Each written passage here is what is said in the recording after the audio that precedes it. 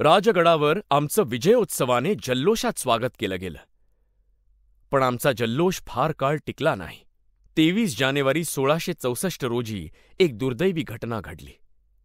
शिवरायांचे आदरणीय वडील श्री शहाजीराजे भोसले यांना काळाने आमच्यातून हिरावून नेले. त्या दिवशी शहाजीराजे शिकार करण्यासाठी वनात गेले असता त्यांना कल्पना नव्हती की ती त्यांची शेवटची मोहीम ठरणार होती. शिकारीचा पाठलाग करत शहाजीराजे घनदाट वनातून पुढे जात असताना अचानक त्यांचा घोडा अडखळला आणि शहाजीराजे खाली पडले. या अपघातात त्यांना गंभीर दुखापत झाली. कुशल वैद्यांनी अथक प्रयत्न केले, परंतु अखेरीस या जखमांमुळे शहाजीराजांनी आपले प्राण सोडले. त्यांच्या पराक्रमाचा आणि त्यागाचा वारसा मात्र अजरामर राहिला. आपल्या तेजस्वी जीवनात शहाजीराजे आपल्या भूमीचे निष्ठावंत रक्षक होते. त्यांनी अनेक लढाया लढल्या आणि निजामशाही, आदिलशाही आणि मुघल दरबारात चाकरी केली. 1633 साली जेव्हा मुघल सम्राट शहाजहान याने निजामशाही संपवण्याचा प्रयत्न केला, तेव्हा शहाजीराजे मुघलांच्या विरोधात लढत होते. त्यावेळी त्यांनी अवघ्या 10 वर्षाच्या निजामशहाचे वजीर बनून तब्बल 3.5 वर्ष मुघलांचा प्रतिकार केला. मात्र त्यांच्या या प्रयत्नांनंतरही अहमदनगर मुघलांच्या ताब्यात गेलं आणि निजामशाही संपुष्टात आली. त्यानंतर शहाजीराजे विजापूरच्या आदिलशाही दरबारात गेले. मात्र विजापूर आणि मुघलांमधील तहाच्या अटींनुसार शहाजीराजांना पुण्यापासून 500 मैल दूर बंगळूर शहरात पाठवण्यात आलं. जरी त्यांना पुणे सोडावे लागले तरी पुण्याच्या जहागिरीवर त्यांनी आपलं नियंत्रण कायम ठेवलं. याच काळात त्यांनी पुण्याची जबाबदारी आपली पत्नी जिजाबाई भोसले आणि पुत्र शिवाजी यांच्यावर सोपवली. त्यांना आशा होती की त्यांचा पुत्र शिवाजी एक दिवस मराठी स्वराज्य प्रस्थापित करेल. शहाजीराजांच्या निधनाची दुःखद बातमी राजगडावर पोहोचली आणि अनेक विजय आणि आव्हानं पाहिलेल्या या भक्कम किल्ल्यावर दुःखाची काळी छाया पसरली. वडिलांच्या मार्गदर्शनाने आणि शहाणपणाने घडवले गेलेले आमचे शिवाजीराजे या अपार दुःखाने गहन विचारांत हरवले. ताकद आणि सहनशक्तीसाठी ओळखल्या जाणाऱ्या आमच्या जिजामाता, ज्या शिवरायांच्या आई होत्या, त्या प्रिय पतीच्या निधनाने शोकमग्न झाल्या. त्यांचे तेजस्वी डोळे अश्रुमय झाले होते.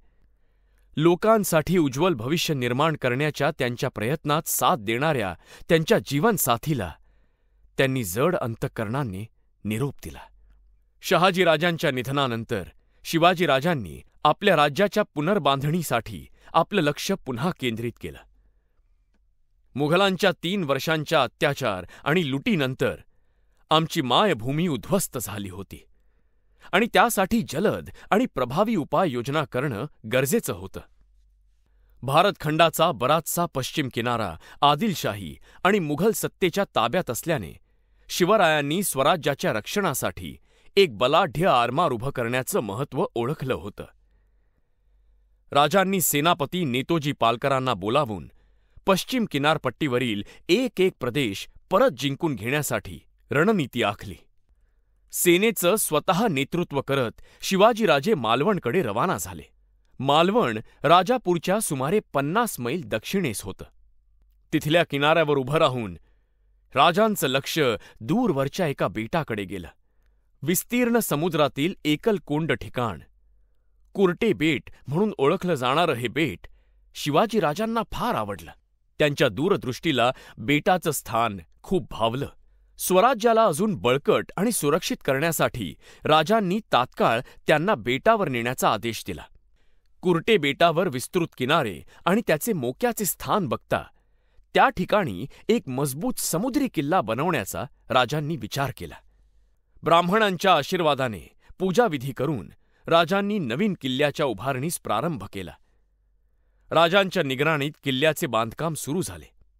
हळूहळू समुद्राच्या लाटांमध्ये उभे राहत शिवरायांच्या सामर्थ्याचा तो साक्षीदार आकार घेत होता.